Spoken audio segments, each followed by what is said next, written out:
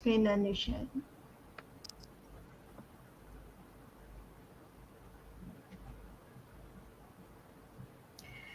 Hello, everybody, and welcome. My name is Anusha Kandasivam, and I'm moderating the second Giving the Devil His Due audiobook panel in a series of live stream panel sessions with audiobook narrators, authors, producers, and editors as part of the launch of the audiobook edition of our charity anthology, Giving the Devil His Due, which is Shirley Jackson nominated. This panel is also part of the Pixel Project's activities for Domestic Violence Awareness Month 2022, which is happening throughout October. So this charity anthology is part of our Read for Pixels program, through which we work with award-winning and best-selling authors to raise awareness and funds for our work to end violence against women and girls. It was initially launched in paperback and ebook editions from our publishing partner Running Wild Press on 1st September 2021. And now, just over a year later, we are absolutely thrilled to release the audiobook edition, which was produced in partnership with VoiceWorks Audio and many of the finest audiobook narrators in the business. So today's YouTube session is also our 13th Read for Pixels livestream author panel. The Pixel Project created these panel sessions to be accessible resources for writers interested in approaching themes such as misogyny, sexism, gender, and violence against women with depth, empathy, and accuracy in their stories. And what better topic for our second audiobook panel session than No More Boys Being Boys, the power of audiobooks to address toxic masculinity and misogyny through storytelling. So you can see our amazing panel here today. Let me start with Kaaron, who is down below me. So Kaaron Warren is a Shirley Jackson award-winning author who has published 5 multi-award-winning novels, Slides, Walking the Tree, Mystification, The Grief Hole, and Tide of Stone, and 7 short story collections. Her most recent book is the novella Into Bones Like Oil. Kaaron has written the award-nominated story The Steering Wheel Club for the anthology. Hi, Kaaron. So next to Kaaron is Rebecca Brewer. Rebecca is a freelance editor specializing in science fiction, fantasy, horror, and LGBTQ plus fiction at Brewer Editorial Services. Previously, she was the editor at Ace Rock under Penguin Random House. Rebecca was introduced to the Pixel Project by the one and only Guy Gabriel Kay, and has worked with us for 3 years and counting to bring the anthology into the world. And of course, next to me is Regina. So Regina is a Rhodes Scholar with a long-standing commitment to women's human rights, and she is, of course, our founder and president. She created the Pixel Project in 2009 to raise funds, awareness, and volunteer power for the cause to end violence against women using the power of social media, new technologies, and arts and pop culture. Regina has worked on all aspects of the anthology, including the audiobook, from when the idea was born in 2019 until today. So I just want to make a note here. Samuel Rokin, the narrator of Kaaron's story for the anthology, is unable to attend today's panel due to unforeseen circumstances. But we'll make it work. So, now, before we continue, I want to say you, the audience, will also be able to ask our panelists questions. Just make sure you log on to the YouTube account so that you can type your questions in the chat box to the right of the screen. And Xiaojin, who is today's producer and chat box moderator, will relay them to me, and I'll read them out to the panel to answer. And those of you who are interested in getting your very own copy of Giving the Devil His Due, you can order the audiobook and ebook or the paperback from major booksellers worldwide, including Amazon, Kobo, Google Play, Apple Books, so many more. All net proceeds go towards keeping the Pixel Project's campaigns, programs, and initiatives such as this one alive and kicking. So before we go into our panel session, though, let's have a listen to a snippet from the Steering Wheel Club as read by Samuel Rokin. So I'm going to play this from my computer. Let's hope it works. And just a quick note before we begin, just a content warning for all of you out there. This excerpt has strong language, it has domestic violence, and it has a murder-suicide. So if you feel that if any of these elements of this snippet might trigger you, it's going to go on for about 5 minutes. So go off, fix yourself a cup of tea, get a snack, come back in 5 minutes to have a listen to our discussion. Okay, here we go.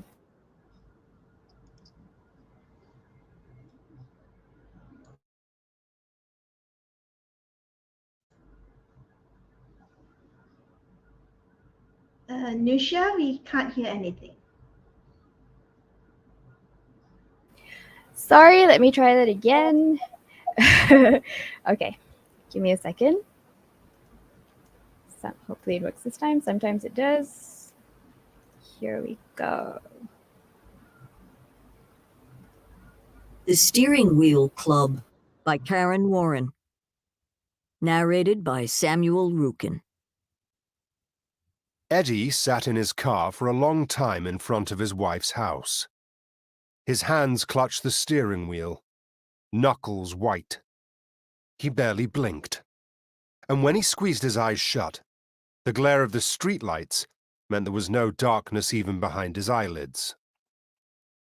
He let out a breath. In the confines of the car, his breath stank.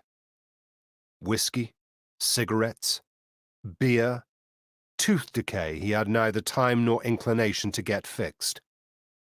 He laughed. A short bark. She wouldn't be nagging him about that anymore, would she? Not that, or anything else. She stirred next to him. He unclenched his hands and looked at them. Something caught in his throat. It was the same feeling he'd had on their wedding day, when he turned around and saw her coming down the aisle. Beautiful when she was usually just pretty. Walking towards him, to say she'd love and obey. He momentarily felt that same sense of excitement, love, and desire. His phone rang, his mate Jerry. "How the fuck are ya?" Jerry said. "You were blind last night." So much so it was only the last few hours he remembered, the irritation leading to fury. "Mate," Eddie said, "what a night. If anyone asks, I crashed at yours, right? Too pissed to get myself home." Jerry laughed. "What's her name, mate?" And for a moment, Eddie wished that's all it was, that he'd fucked some slut and didn't want his wife finding out. That'd be easy. He'd done that enough before. He didn't even have to try. Women loved his blue eyes, his smooth skin, his cheekbones. They loved his footballer muscles. He started the car. "Thanks, mate." Hanging up, he looked at his wife curled up in the passenger seat, her hands folded over her head. "Pretty as a picture," he said, and laughed. "Ready for a ladies' lunch with all your friends?" She had no friends anymore. They all hated him. Fuck them. And her family were bastards. He would never have to talk to any of them again. Thank fuck. A feeling rose for a moment, a possible sadness, but he swallowed it down, necking a stubby of still cold beer to wash it away. Both her eyes were swollen shut, and finger marks around her neck seemed to pulse at him. He wasn't feeling much pain. She'd feel it. She'd suffer. She'd deserve every bit of it. He punched a song into the player.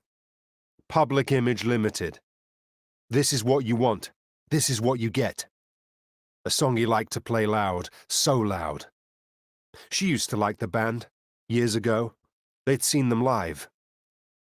He floored the accelerator. She reached over to try to stop him, both hands grasping at the wheel. Climbing onto his lap like she used to long ago, reaching for his eyes with her long fingernails. And for a moment, he was back there in that time. Remembered it. And so, he died with an erection. Alex Thompson kept an eye on the auction sites.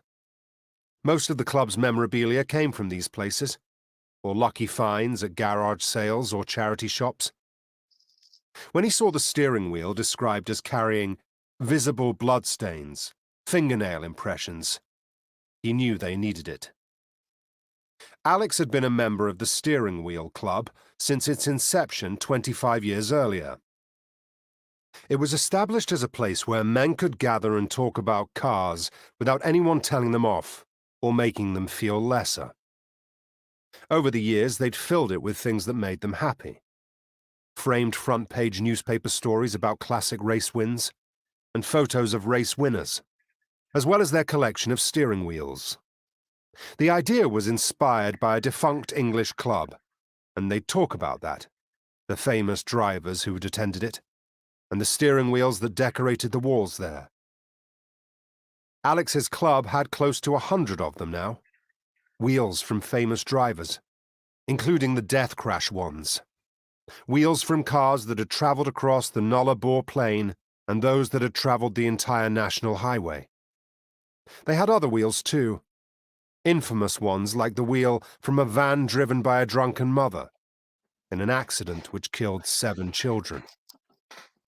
All of them carried a ghost of the driver, an echo of what was. All right. So that was a excellent reading by Samuel Rokin. Very, very compelling. All right, so let's go into the questions from the panel, and we can talk about the reading, the audiobook as well. But just let me give you some context, a little introduction to the panel. So from Mary Shelley's Frankenstein to Rod Serling's The Twilight Zone, speculative fiction, including fantasy, science fiction, and horror, has always been used as a vehicle to address even the ugliest of social issues that affect societies and culture. This is because stories that speculative fiction tells allow us to address, explore, dismantle, and overcome such difficult issues in safe and entertaining ways. Among the difficult and even taboo issues that speculative fiction can be and has been used to address is, of course, violence against women. Horror, in particular, has sparked conversations about toxic masculinity in recent years, as most horror is still misogynist and homophobic, equating masculinity with extreme violence. The prevalence of the trope of the man as the monster, wearing and using toxic masculinity in tandem with misogyny to inflict violence and terror on women, girls, and society, has not changed very much over the years. This trope is a common thread throughout the 16 stories in Giving the Devil His Due. However, the twist is in the certainty of justice that rebuffs and neutralizes such male violence. With that in mind, today's panel will be discussing how audiobooks and audiobook narrators can help move forward the conversation about toxic masculinity as part of breaking the silence around domestic violence and other forms of violence against women by amplifying the impact of speculative fiction that tackles this issue. So, the Pixel Project created Giving the Devil His Due to harness the power of speculative fiction and storytelling to counteract the many toxic narratives about violence against women in pop culture that are driven by sexism, misogyny, and toxic masculinity. Each story in the book, including Karen's story, The Steering Wheel Club, confronts the issue of violence against women and invites readers to imagine a world where violent, misogynistic men get their comeuppance for abusing women and girls, Twilight Zone style. So, Karen, the first question is for you. Thank you so much for writing the Steering Wheel Club for the anthology. What are your thoughts about having an audiobook edition of the anthology, including Samuel's reading of the Steering Wheel Club? It's always really interesting to hear somebody else read your story because, of course, I have a particular voice in my head when I'm writing it and when I read it again to myself. And Samuel has that wonderful English accent, which I think works so well in the context of this, even though this story is still set in Australia and very much inspired, like that opening scene, very much inspired by an absolutely, utterly horrendous event that happened in Brisbane a few years ago. So that's what instigated that character and that circumstance. But it's really interesting to hear where the accents are, where the emphasis is, and I think he did just an incredible job of capturing. So what I really wanted to do in writing on the point of view of the men throughout this whole story was trying to capture that sense of disbelief in their own evil behaviour, I guess, that mateship. And I think that he captured the voices incredibly well with that too. The way men will support each other in these circumstances and not pull each other up, although, spoiler alert, things happen at the end of the story which change that, which is what I really wanted to do as well. So yeah, I really like the way he captured that sense of mateship and friendship with this man. I love the way he captured the nostalgia that I wanted to have, the confusion in this murderer's mind as well, because I think nothing is ever just simple either. I think that saying that somebody is just pure evil and nothing else doesn't help to change anything. So I really wanted to try and think about what might else be going on in this person's mind as he was about to commit this absolutely horrendous act. And I think that Samuel captured that sense of nostalgia and sense of lost affection really, really well.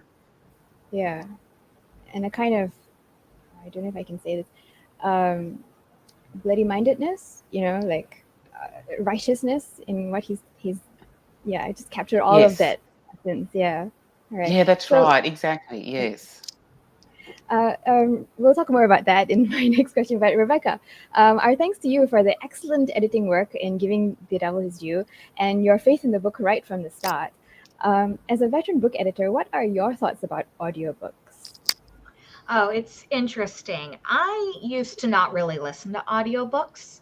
And then in the last few years, I've become absolutely obsessed with them. For me, it's nice because I can read books while I'm doing something else. I can be like cleaning or cooking or just walking somewhere. And that's really helpful. And I think one of the bonuses of an audiobook is that you get these good performances, and if you have a really good narrator, it makes the person and the characters feel real, which I think is really useful in this anthology and in Kaaron's story in particular, because a lot of people have this idea about like, oh, well, there's just evil men and everybody knows they're evil right from the beginning. And that's not always the case. It shows that, yes, it's the person that you might not have thought. You might have thought they just seemed a little bit menacing or a little bit aggressive, but it can go so much further in certain situations. And I think a lot of people that are in these situations where they are being abused, they don't really realize that's what's happening, because for them it's like, well, I love him and he loves me, so it can't be abuse.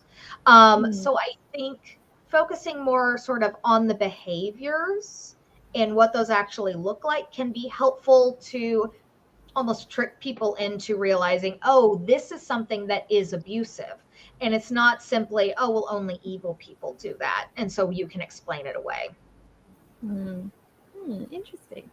All right, we'll get back to that. But Regina, why did the Pixel Project decide to release an audiobook edition of Giving the Devil His Due, given that the original plan was just to publish an ebook and paperback editions? And tell us, what was the major challenge of getting the audiobook off the ground? We decided to release an audiobook because we wanted the stories in the book to be accessible to as many people as possible.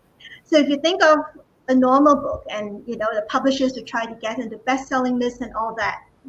But for us, the motivation here is to get it out, get the message out to as many people as possible, especially since we have the helplines and all tucked in at the back of the book. When Rebecca will know this, when we were putting the book together and we were inserting this at the back, we kind of called it the Trojan horse, because a lot of times in domestic violence situations, women find it really difficult to get help, or they don't know there's help.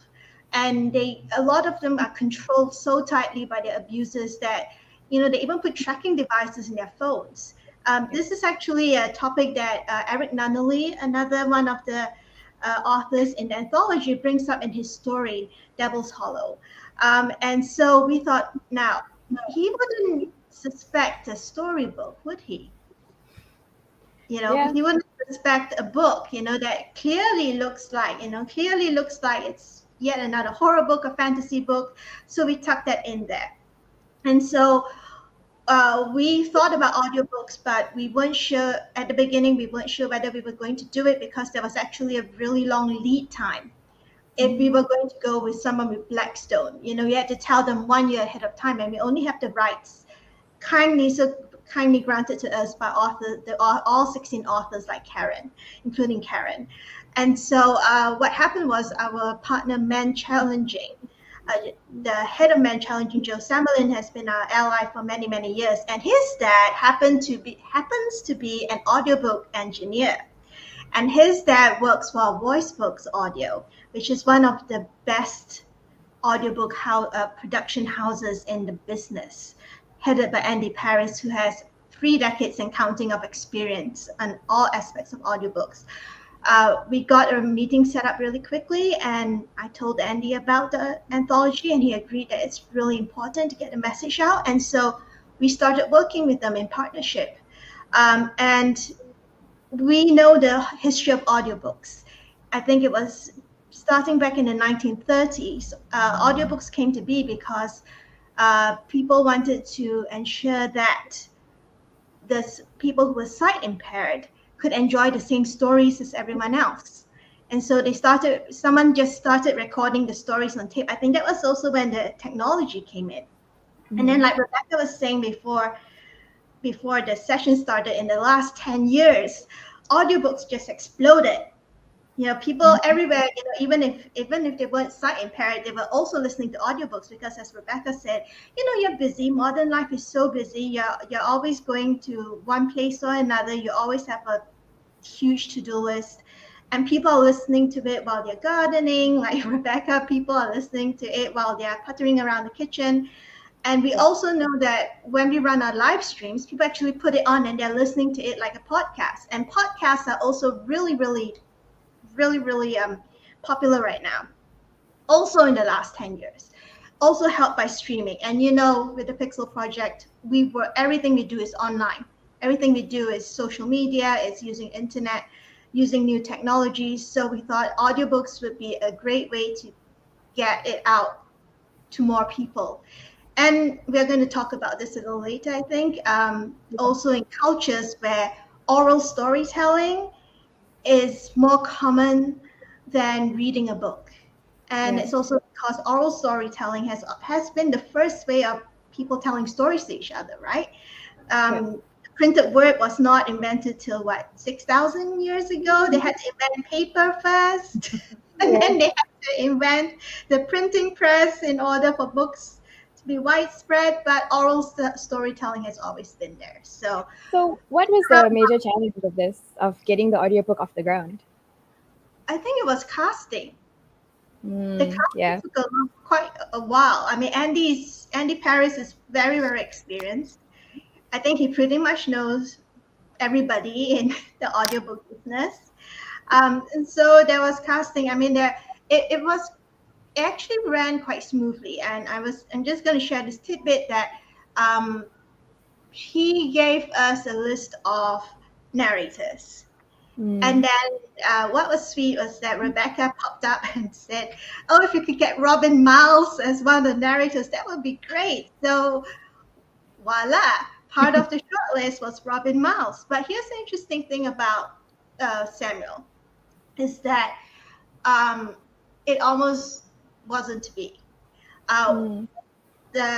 Andy told us, ever listen to samples of Samuel reading, and he said Samuel is perfect for the steering wheel club, and we agreed. And then there was some mix-up in the communications, because you know how emails are. Sometimes people have new emails and all that.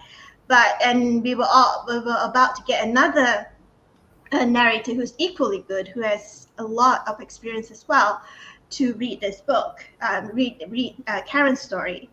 And but Samuel responded just before Andy shot off the email to the other narrator. So it was a near miss. Yeah, well, thank goodness.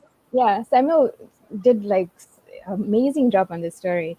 And Regina, you've kind of answered Misty's question. So we have a question from Misty306. Hi, Misty.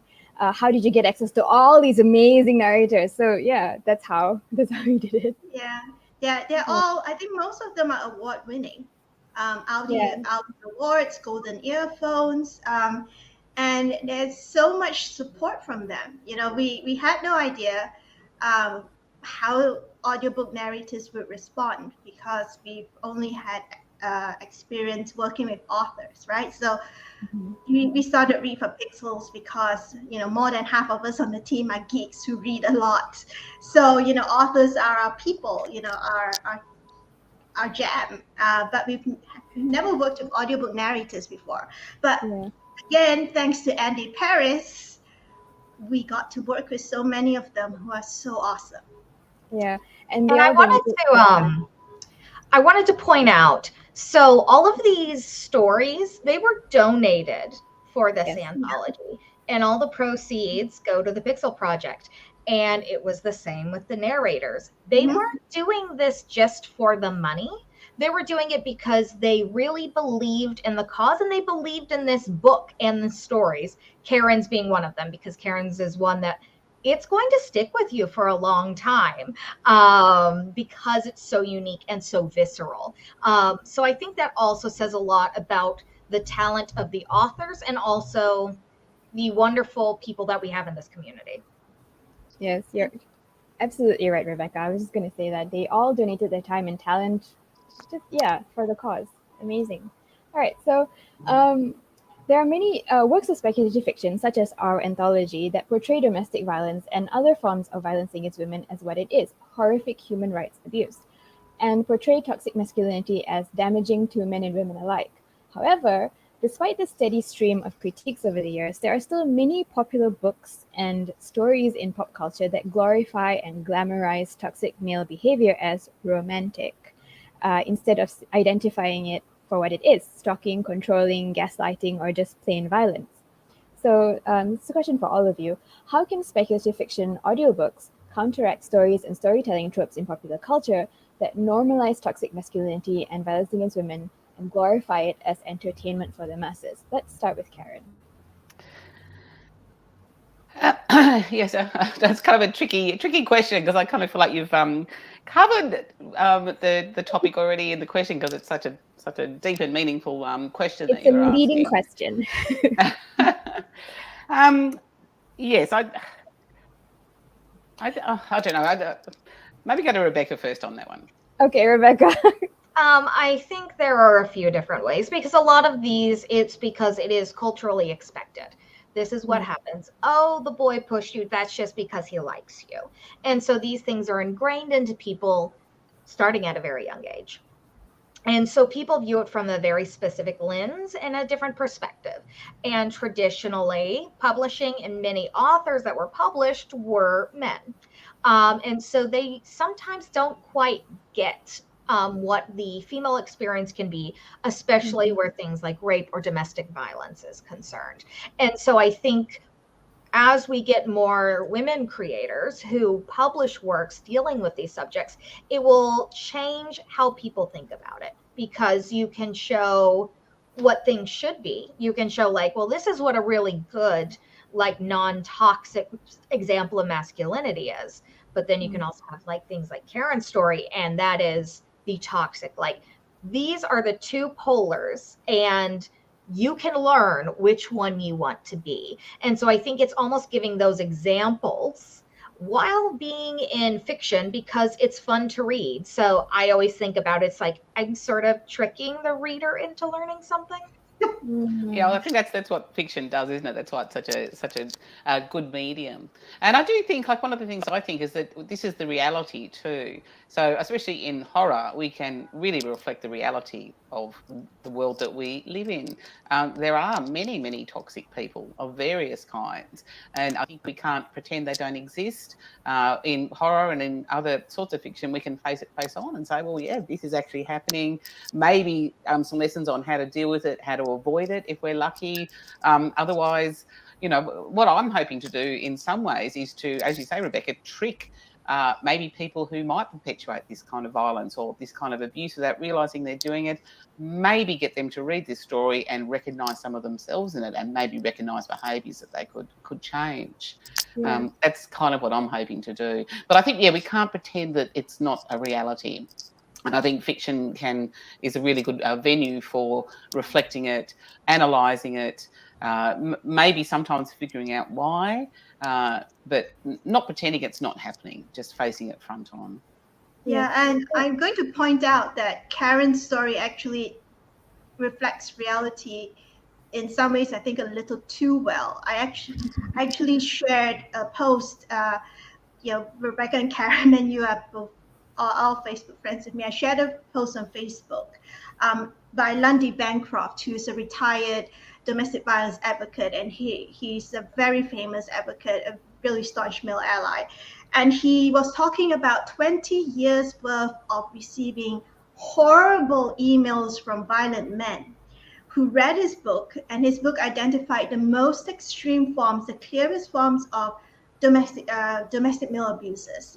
Their behavior, their thought patterns, what triggers them, and all that. How to recognize the red flags and all. And here's an interesting thing that Lundy brought up. In their minds, it is never their fault. It is always the fault of someone else. And we can see that right in the beginning of Karen's story. He's blaming everyone else, not just his wife. He's just blaming her family. He's blaming her friends. He's going, poor me. And that is very, very true to how a lot of abusers think. And I think if through the whole book, if people read or listen to just one story, it should be Karen's story. I'm not saying this, I'm not playing favorites, but I'm thinking if you're the person who in the past has brushed off your female friend, or maybe a female family member or classmate, or someone who's indicating that their relationship is violent, and you're saying no, he's just having a bad day, or no, it's only once they did it, or no, maybe you did something to make him mad. Read this story. Read this story, because this story, I don't know, Karen, if you've read any of, if you come across any of the Poison Pen letters, and sometimes Pixel gets them too. We get angry men in our inbox, like Lundy Bancroft used to before he retired. You get angry men telling us, no, it's wrong, I'm the victim here. She's telling all the lies. She's, and we get those, especially when we publish survivor stories. Yes, it's very and then they write to us and they go, she's lying. I never did that. And here's the interesting thing. The survivor stories never name their abusers. That's for safety reasons. But what are you doing stalking your ex who's left you, and then writing to us? And so when recognizing your own behavior, and then recognizing behavior, I was going to say that. And so I'm saying to everyone who's watching us now, and or who will watch us, the recording of this, a good place to start your reading in the 16 stories in our anthology is Karen's stories. Right at the start of the book, I think it's the second story. Read that, and maybe that puts you into the mindset, that puts the mind, that dips you, and you would dip into the mindset of a typical abuser, male abuser, I would say. And after you read that story, sit a bit. That's my advice. Sit a bit, because it will hit you hard. And that's why the stories got nominated for awards, I think, twice. Yes, and it's in Ellen Datlow's Year's Best too, which is not out yet, but will be out soon. So I'm very, very happy with that.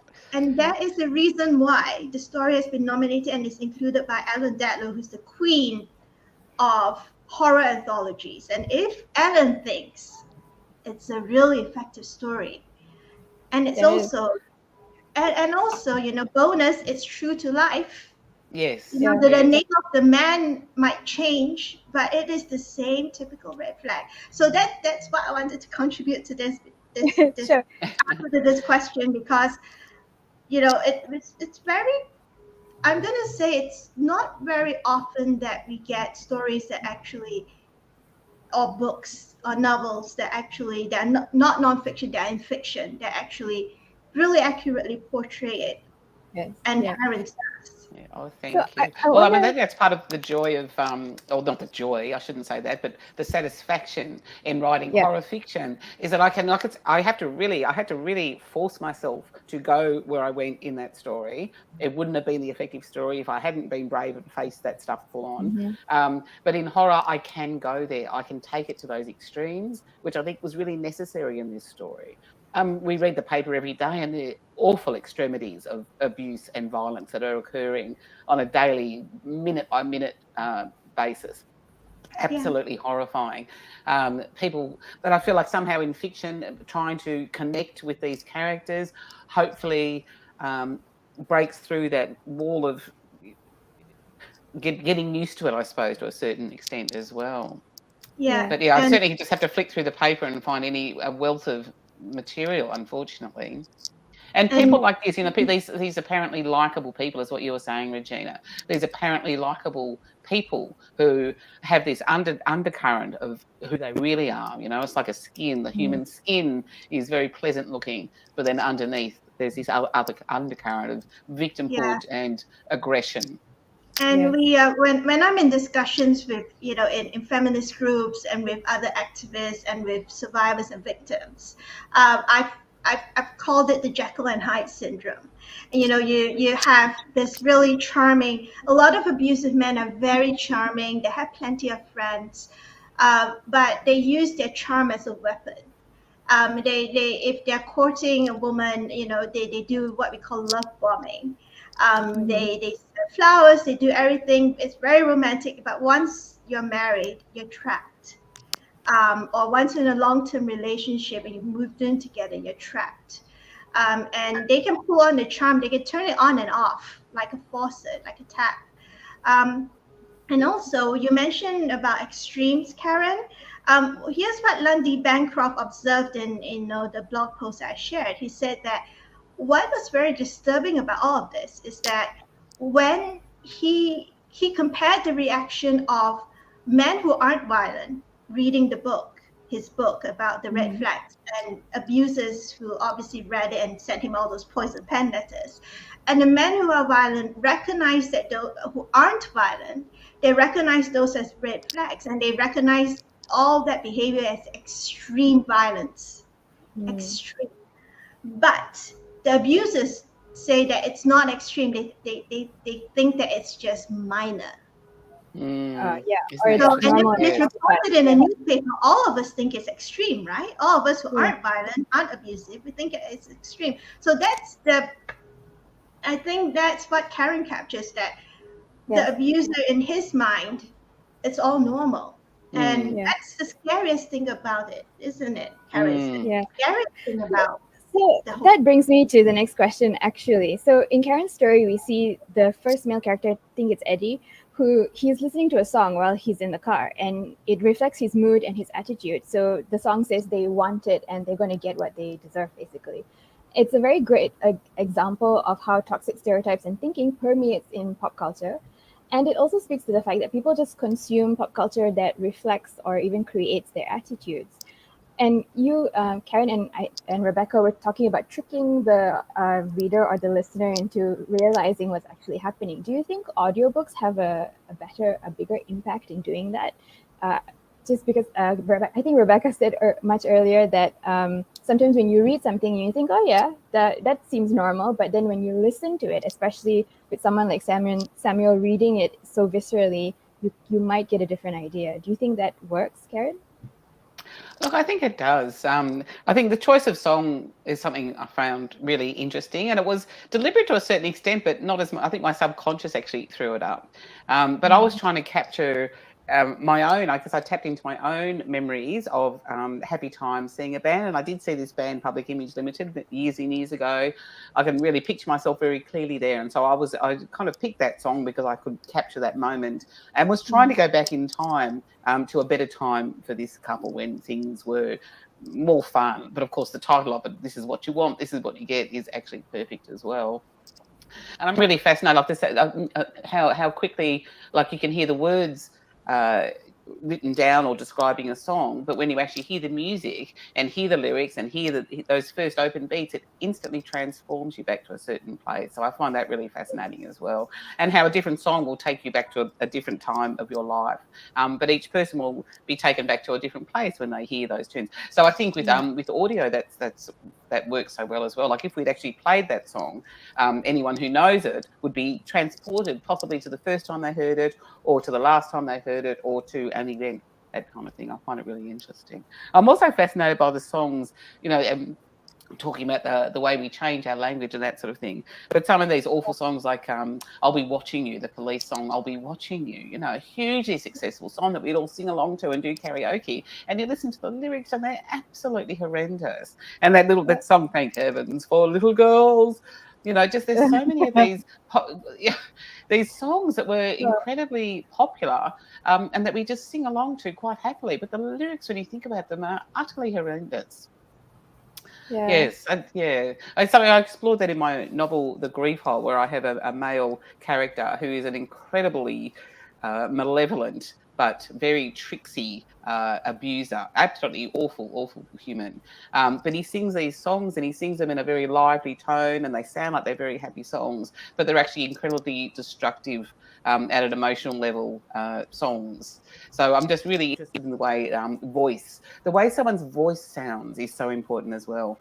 So we have people who are very much anti-vaxxers. There's that whole anti-vax group. And one of their main people here in Australia is someone who has a very deep, very believable, he speaks very well. And when you hear him speak, you believe what he's saying. And I think I love the power of the human voice to do that as well, as opposed to somebody else who might be talking too quickly and you can't understand what they're saying and you don't trust that person. But this man who is spouting absolute nonsense, but he sounds so believable. And so I'm fascinated by the power of the human voice to convince as well. And I think that's where audiobooks can do an amazing job as well. But you listen to people. Anyway, I just said absolutely fascinating, the power of the human voice, and that's what we get with audiobooks. Yeah, and I think that's what, like you said, that's what Salmi Rokin did. He's got this deep gravitas in his voice, and it makes you think like, oh yeah, that's right. But then you realize actually this person is really, really toxic. So, that's right. Yeah. That's right. But if it had been like a woman with a higher voice who was sort of crying or really upset as she was reading the story, I don't think it would have had that same sense of power. And when I've read this story aloud, I find it really hard to read aloud. I've done it a couple of times. I find it really hard to read aloud myself. But I will find myself I will lower my voice when I'm doing it. I try to keep emotion out of it when I'm doing it. But yeah, I find it, of all my stories, I think it's almost one of the hardest to read aloud, because I'm putting myself into the shoes of these men, and it's one thing to write about them, it's another thing to voice them. So yeah. Kaaron, do you feel sort of icky after you've written about men like these? Because there was an interview with Anne Bishop, who's another Read for Pixels author, and she wrote a domestic abuser and sociopath who's really, really horrible, and the same level of veracity as you did with the story you wrote for us and your other books. And she said that she literally felt so horrible after each session of writing that she had to go into a garden and do gardening for a few hours. That was what I read from one of her, printed interviews about. Do you feel the same way when you write? Yeah, I do to a certain extent, because you do go deep dive into these places, and you have to go deep in. Like as I was saying beforehand, I'm writing this ghost story at the moment, set in a haunted school. And I have to pull myself out of there, otherwise I kind of get creeped out for the rest of the day. And it's definitely things like gardening or making a cup of tea or, starting to cook dinner, making a cake for afternoon tea, sort of stepping back out into the domestic and my real life sort of thing in these physical. It is actually a physical task. I can't just sit down and read, a happy book or something. That doesn't really work. It's definitely some sort of physicality of ordinary life, I guess. And care, like I often find if I step out and do something caring for somebody else, like usually just my family members because they're the ones close by, even just walking out to check the mail or something like that, I have to have something that's a circuit breaker, I guess. It's a really interesting thing. And I guess that's what I talk about, the bravery of going in there again and again. But I also can't ignore those stories that need to be told. It was when I used to pick the kids up when they were young at primary school, and that would be really strange because I would be deep in these dark and nasty places and then have to go and talk about, you know, ordinary school things and pick my kids up and how was your school day and that sort of thing. So that contrast can be really difficult sometimes. But it is a physicality, like you say, and Bishop did. It's the physicality of doing something very ordinary and just reminding myself that I'm a very lucky person, I guess, is what some of that is about.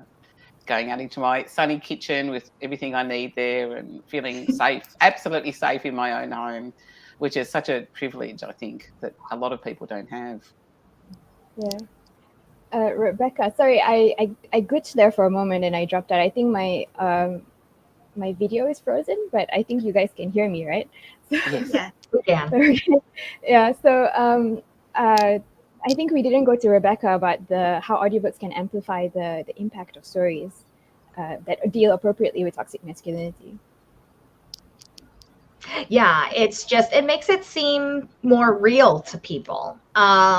It makes them seem solid. This isn't when there's a voice to a person that does this, it makes it feel real. It's not just some abstract thought, because you can viscerally, and I know me when I first read Kaaron's story and then hearing the audiobook version, it's that visceral reaction. And it is that I personally felt sort of an immediate sense of fear and revulsion. And combining that, which I think is one of the reasons that makes this story so powerful and why I think it works so well as an audio as well. All right. I was just thinking, as you were talking about the contrast, like listening to real life serial killers like Jeffrey Dahmer, I'm really fascinated to read about him, but I cannot even think about listening to him speaking. I can't do it. And there's Dennis Nielsen, I think his name was. I can listen about him, and a little bit is very disturbing, so it's a bit too much even for me. But to hear his voice, I heard just a couple of minutes of it, and I actually physically recoiled from it. So the difference between reading about someone and hearing those men speak, I cannot even face it. Yeah, and the reasons that you're saying, Rebecca, it's for what yeah.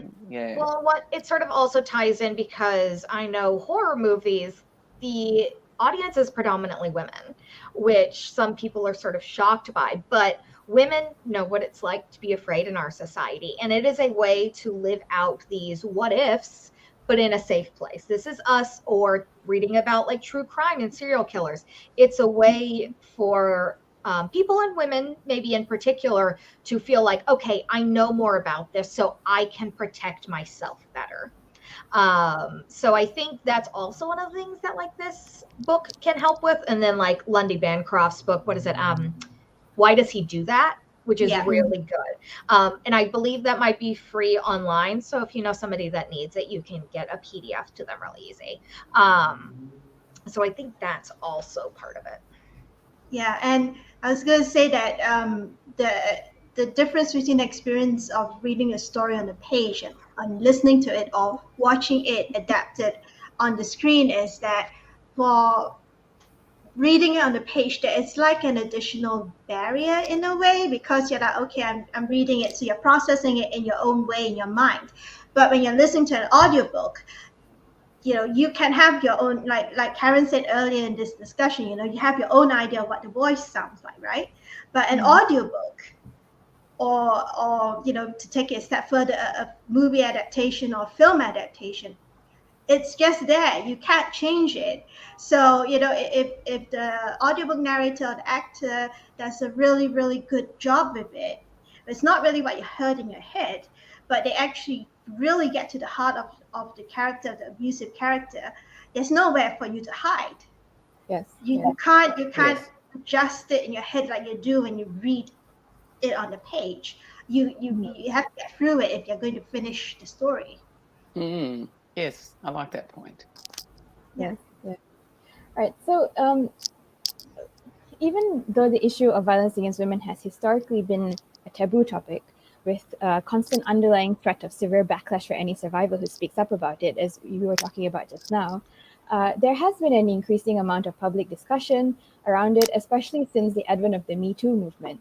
However, toxic masculinity and the male pattern violence that it perpetuates is something that has only recently started entering mainstream awareness as a major public health and social issue that causes violence against women and other forms of violence in society. So, like Regina was saying just now, audiobooks have this ability to kind of give you the idea of what's happening. Sorry, got interrupted. Give you an idea of what's really happening in the world. How do you all think that audiobooks can help with breaking the taboos that surround the questioning of toxic masculinity, especially in many countries and cultures where the macho or alpha male is seen as the norm or the ideal? Kaaron. Well, I think it makes it accessible to many more people, which is really good. People who might be vision impaired, people who don't have access to physical books or electronic books. So I think that accessibility is really good. It spreads it out a little bit further. And I think, as we've discussed, just that hearing the human voice saying the words gives it a different kind of impact. It means there's somebody else in the conversation. Maybe that's an element of it. There's somebody else in that conversation with you, in that reading with you. It's just not just you taking the words in. It's somebody else saying, this is what happened, this is the story, which has just occurred to me then. I think that's possibly an element of it as well. Makes it more believable because somebody else is saying it as well. Rebecca? Yes, I think that's true. And one thing is you can stop reading a book really easy. You can just stop halfway through a sentence and look up. With audiobooks, it's a little harder. I was just thinking like audiobooks is a way, because you can't make somebody read a book. It just really doesn't work. But you can put on an audiobook in the car and they're sort of like, they're going to have to listen to it. Yeah. So I think that's fun. And also, like, just in fiction in general, it's a way to talk about toxic masculinity without talking about it specifically. Like somebody might not feel comfortable having a serious discussion with their friend about toxic masculinity, but they might be able to like, oh, I read this really weird story. It was so good, but like this guy was really screwed up or whatever. And so that's a way to talk about it. You can talk about it in examples as opposed to a philosophical argument, which I feel is easier and more accessible to more people. Yeah. Regina? Yeah, the only thing I do, wish we could do with more resources is, to get the stories translated and also recorded. Because, in many of the cultures that have this, macho, the idea of being macho, of toxic masculinity, very, very, very, very conservative patriarchies, they don't all understand English. And the impact of the stories would go a lot further if we were able to get the stories translated into, maybe languages like Chinese, like Hindi, like Spanish, and French, widely spoken languages across much of the world, in order to get an impact there. But I think also, if you're in a community or in a culture that doesn't read a lot, audiobooks are another way of getting the story out, of not consuming the story. What's that word for it? It's not consuming, is it? You're not consuming the story. You're experiencing it on board. You're taking a story on board. I think in England before widespread literacy, people were literally paying. I think in Charles Dickens' time, right? They were literally paying someone to read a story out to them. And, I always have that. I always had an image in my head of a whole bunch of people sitting around someone who's reading it out. I think in the US it's the same, right? They have people who travel from town to town in the 1800s. Yeah, they would do tours Mark Twain toured and would just like read his stories aloud in a big auditorium. Yeah. And there's the So whole campfire tale tradition, of course, sitting around the campfire and telling your stories, telling histories, telling ghost stories. yeah. So I think in the audiobook would help in cultures where this is still more prevalent than listening to stories is still more prevalent than reading them on the page. Anusha? I think she's frozen a little bit. Yeah, just Anusha's internet connection today isn't the best. So yeah, I was thinking that hearing possibly, we're talking about reaching the abusers or the perpetuators, hearing a male voice reading these things is possibly effective. I'm wondering about that, because part of it is about other men standing up and saying, no, that's not right. And that's what happens in my story too, is on a really important element of that eventually other men stand and say, no, that's not right. Yeah. And I yeah, think that is also related to, in many situations, men won't believe women, but they mhm, will believe it if a man says it. Yes. So it's just that extra layer of things, and most people probably aren't even conscious of it, but it happens. So it's another way to sort of get us a little bit closer to that line to really make it hit home for those people. And, of course, if we can nip this in the bud before it even happens, reach men that are maybe younger, teenage boys, so they grow up knowing, no, this isn't right. This isn't the right thing to do. This is what you shouldn't do, because these are the very real, awful consequences. Yes, I think that is the consequences are such an important thing to show, isn't it? For perpetuators and obviously for the victims, but I think also for the perpetuators too. How is this going to affect you as a person going forward? Where are you going to end up if you continue in this way? Where are you going to be in 20 years if this is how you live your life? I think that stuff is really interesting as well. yeah. And as a teacher, I can tell you that if I tell my students to go away and read something, they're not going to absorb as much. But if I tell them verbally in front of them in class, get the discussion started. And I can tell you this, if I played a recording of the story to them, that message would sink in a lot faster. And that's why I use in my teaching, and also Pixel uses in our general educational work and awareness raising work, all sorts of different ways of getting to people. And audiobooks, an audiobook is now one of the ways of doing it. And I hope Anusha isn't. We might have lost her. We might have lost her altogether. Yeah. So Anusha, apparently, I've got a message from our producer. Anusha is apparently trying to get back on board. So I'm going to take over asking the questions, and we can all still discuss it right now. So storytelling. Now I've just mentioned formats, right? The different formats they get to. They just talked about the different formats and how they reach people. And storytelling via different formats and channels is a major tool used by women's human rights defenders to push for cultural change. I mean, we can see this in Iran right now, right? They're using the internet, and they got cut off because of Mahsa Amini. They got cut off, and then now they're using different ways of getting the story through, getting things through. And so in some ways, today's audiobooks can be said to be oral storytelling for the digital age. So the difference is, instead of being a storyteller sitting there reading out Charles Dickens stories to maybe 20 people in the room, the digital age has allowed us to record stories and have them go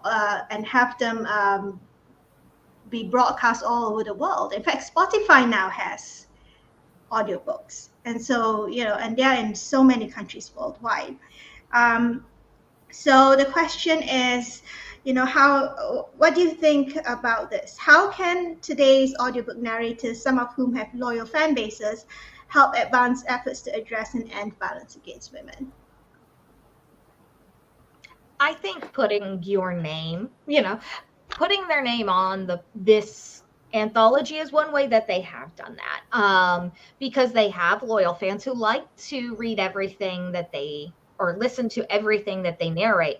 So they like to do that. And so that's just spreading the awareness, and it's just signal boosting at the very least can be helpful. Just passing along, talking about these issues, raising up others who are talking about these issues.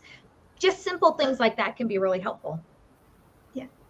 Yes, and I think the fact they've all agreed to be a part of this project, and all of us have been, we all see the importance of it, and finding different ways into it, not just lecturing and repeating the same thing over and over again. We're finding different ways in to tell these stories and tell the women's stories and the men's stories. It's really very important. So I think it's fantastic that all of them have taken it on board. And then you had so much support from the production company, Regina. I think that's just fantastic. Oh, yes. Andy Paris describes this audiobook as his, I'm going to quote him here. He says he calls it a labor of love. Yes, it's wonderful, incredible that he got so behind it. And I obviously helped get all of these amazing narrators to be a part of it. It would have been hard, I guess, to approach a lot of them otherwise. Yeah. Oh, Anusha's back, so she can ask the next one. I'm back. I'm so sorry, everybody. My connection is very glitchy today. And thank you, Regina, for asking my question for me, but I'll go to the next one. So do you all have any suggestions about how anti-violence against women activists and organizations can use speculative fiction audiobooks to support and be part of their advocacy and activism for justice for women and girls? Kaaron first. I think just be aware of the various books that are out there, films and things, really keep an up-to-date list of the authors that are writing in this area, the narrators who are working in this area, the films that are being made, the people who are writing these sorts of books.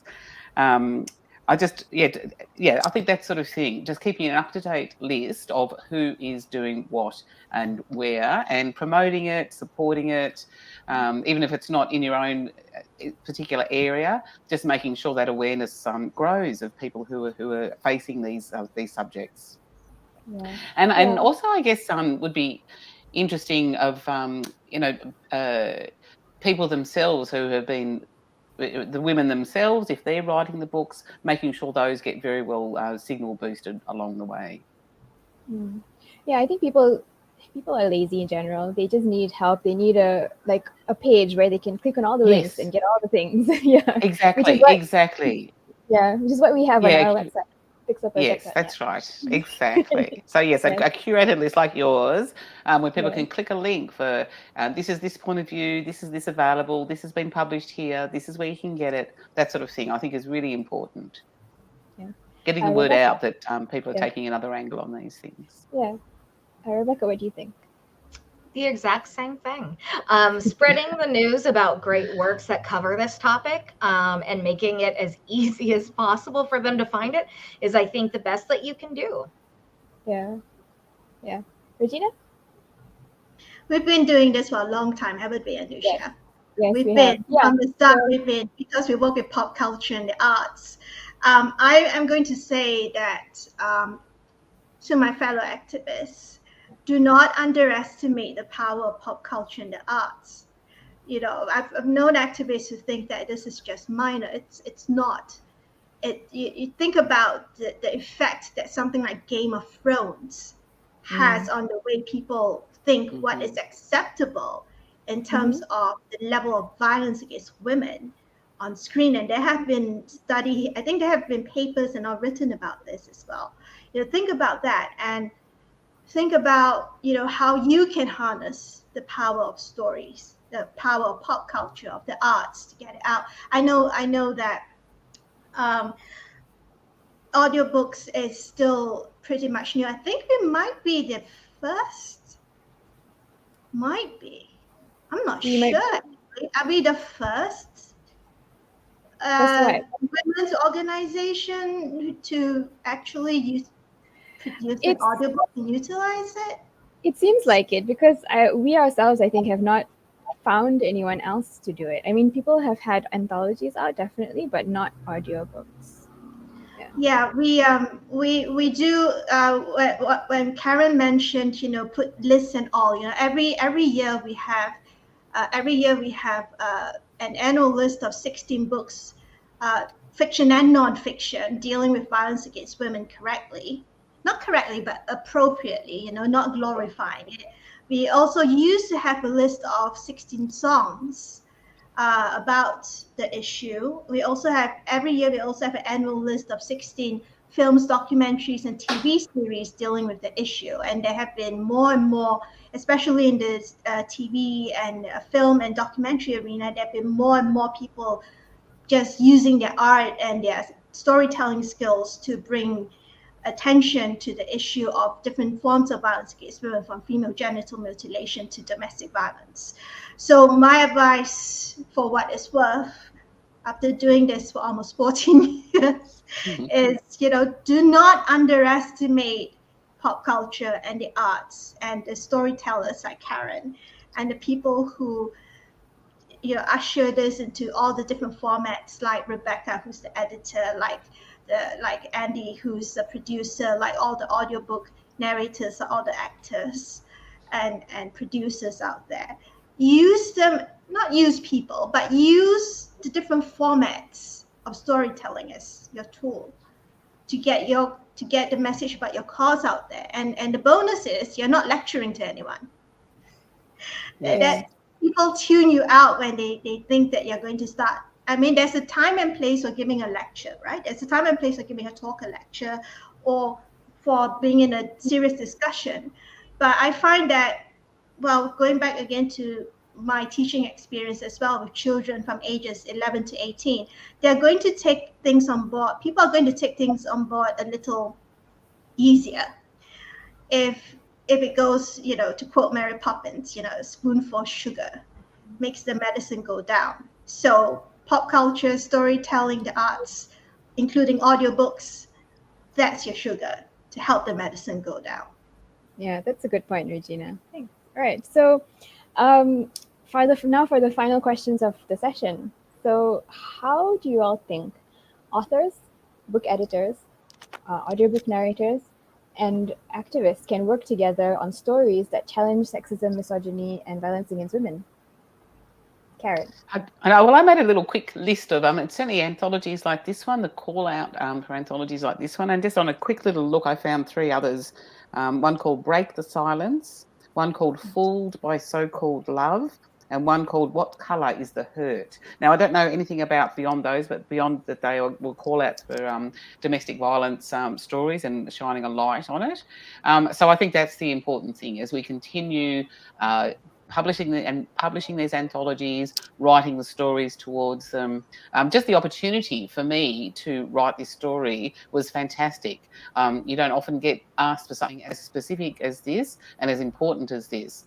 So for me to be able to direct this story into the exact right place for it was such a fantastic opportunity. So I really do thank you for making a space for me to write this story and a venue for it. So yeah, just continuing to put publishers and editors and activists to be continuing to put out these sorts of anthologies, I think is just fantastic.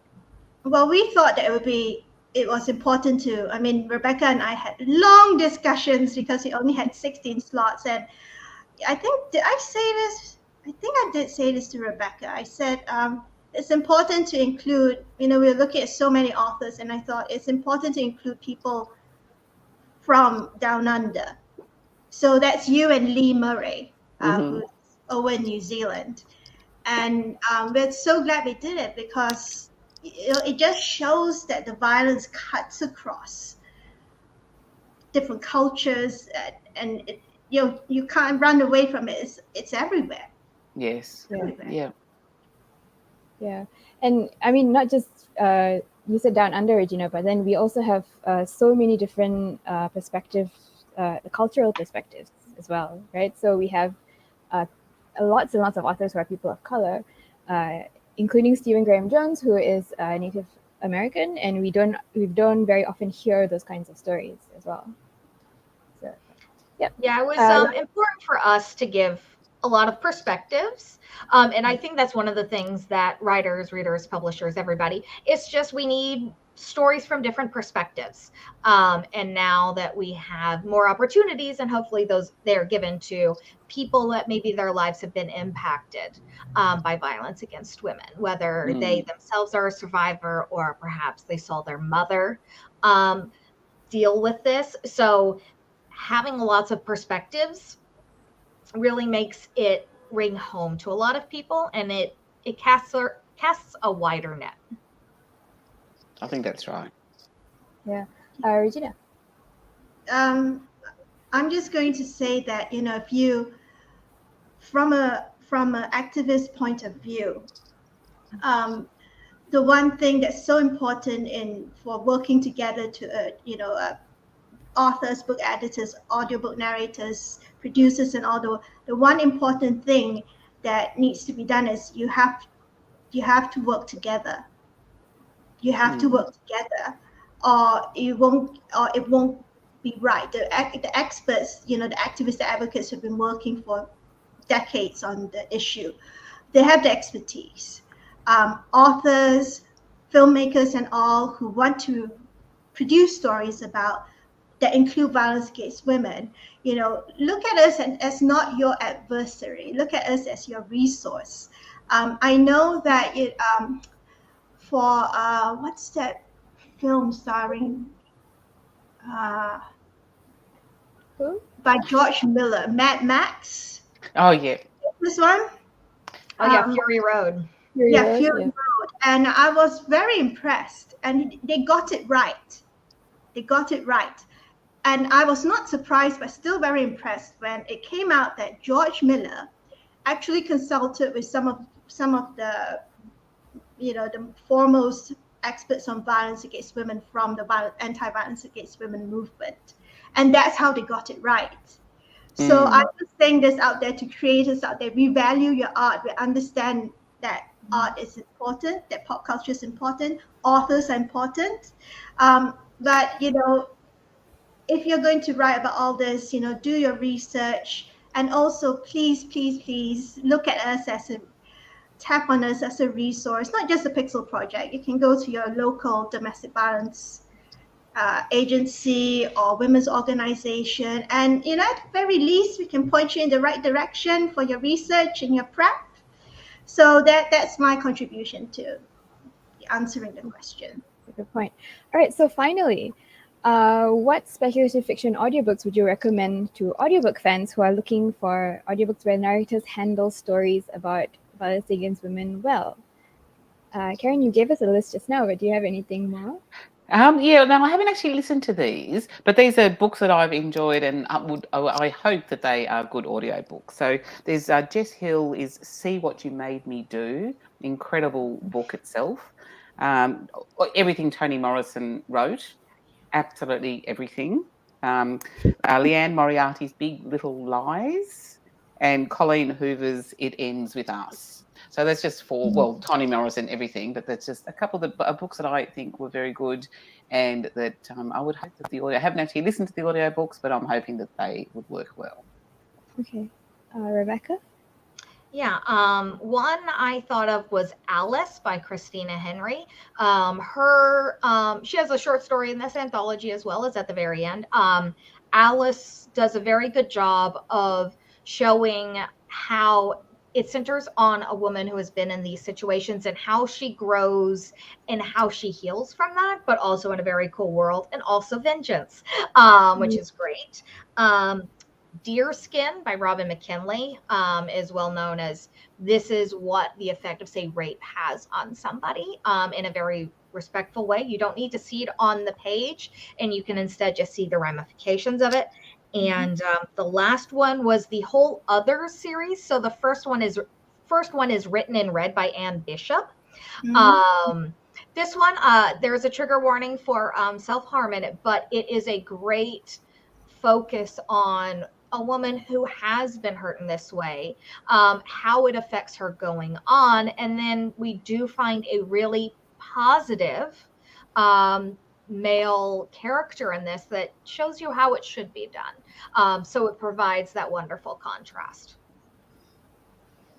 Yeah, we love the other series here. So Regina, go on. Oh, there's so many. You and I, Anusha, every year for the last 10 years, we've been selecting so many But books every year. But I'm going to give a shout out to Faith Hunter's Soul Book series because it features Nell Ingram, who's the protagonist in the story. She's a survivor of one of those extreme Christian cults that legitimize marital rape and violence against women and subscribe to very, very regressive views about them. And the entire series so far shows how she's recovering.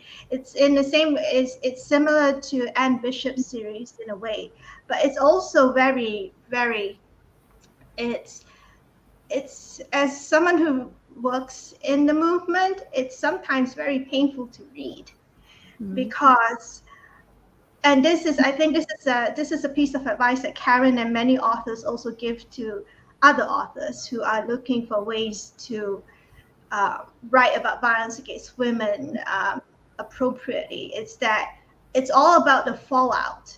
It's all about the consequences, not just for the abusive community or the abusive man, but also what are the consequences for survivors. And those consequences last a lifetime. And Faith Hunter just nails it. Yeah, every book we see how she copes with it in a different way. And also, I think Anusha is a fan of his, Stephen Erickson's Malazan books. And we had, and Stephen's books, obviously, they're sort of grim dark, but not quite. The epic fantasy, and he deals with a lot of things, including violence against women. And he has a character, I can't remember her name, who his readers really do not like. Yeah. And we had him as the V for Pixels author, and he nails this by saying, he said to them, think of it this way, flip it around and think about this. Why do you not like her? And you know that she's a rape survivor. Recovery is not all roses. Yeah. Process of recovery is often ugly. It's difficult. It can be dangerous because sometimes people do take their lives when they're in the process of recovery because it's hard. And he said there is no obligation for any victim or survivor to be likable, even if they're fictional. So that is, I would recommend those books as well because they actually show the aftermath. And you know what? After he said that, and whenever anyone in the Malazan group book tries to get down on a character, other Malazan fans actually quote Stephen at them. You know, what do you think recovery looks like? What do you think surviving looks like? It's not pretty. It's not pretty at all. And think about, dig deep. Think about why you don't like that character. Just because they're not likable, do you not give anyone space or grace to recover? So those are my two. Those are my two. You know, if you read fantasy, those are my two recommendations. All right. Thank you, everybody. All right. So that brings us to the end of our interesting session. So I'm going to, before we wrap up, just a quick reminder to all of you who are interested in getting this anthology that we've been talking about. You can order Giving the Devil His Due audiobook, the ebook, the paperback edition from any major bookseller worldwide, including Amazon Kobo, Google Play, Apple, and more. All net proceeds go towards keeping the Pixel Project's campaigns, programs, initiatives, such as panels like this, alive and kicking. Let me just share a slide. There it is. So if you want to learn more about the anthology and the authors, and we also have teamed up with 12 of the 16 authors who contribute stories, including I think Kaaron. So to offer a special anthology bookplate for buyers, each author will sign 16 bookplates, and it will be on a first-come, first-served basis.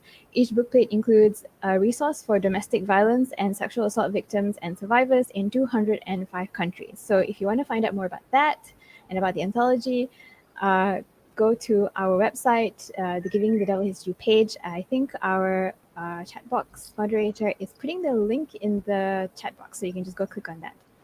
Now, if a horror-tinged anthology is not your cup of tea, we are also currently running a Read for Pixels fundraiser that, here's the slide. There you go.